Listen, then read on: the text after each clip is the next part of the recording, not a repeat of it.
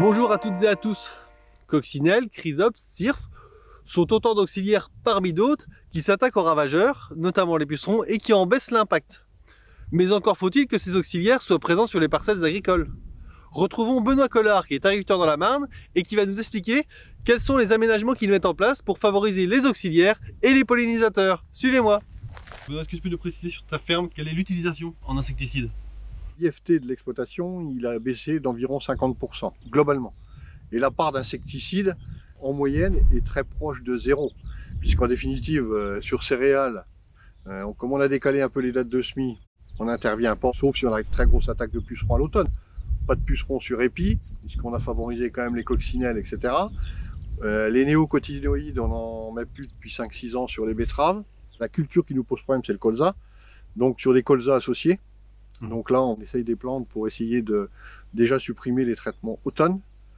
Après, les traitements printemps, pour l'instant, on n'a pas d'autres solutions.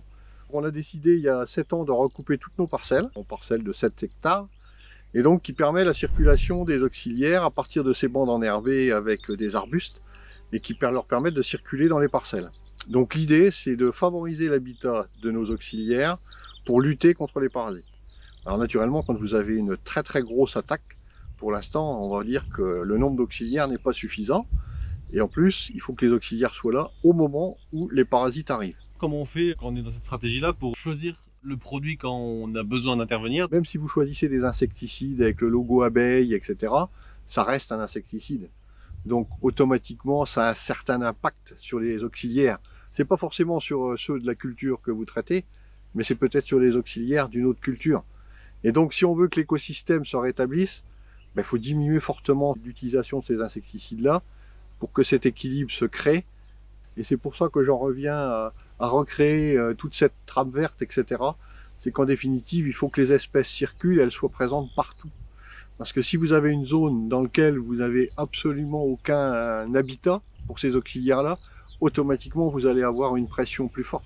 Par rapport à ton expérience sur ta ferme, comment tes voisins agriculteurs accueillent ces aménagements? Bon, il y en a quelques-uns qui ont fait des haies, qui ont fait des choses comme ça. Personnellement, je suis satisfait, mais je vois bien que l'impact n'est pas terrible. C'est minime.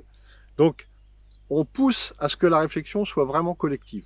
La biodiversité, ça se réfléchit vraiment sur une région homogène, sur des petits territoires.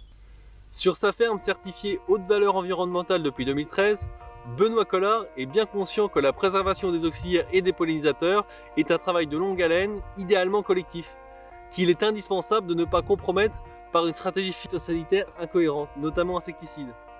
Il ne me reste plus qu'à le remercier de son accueil et des détails techniques qu'il a pu nous fournir.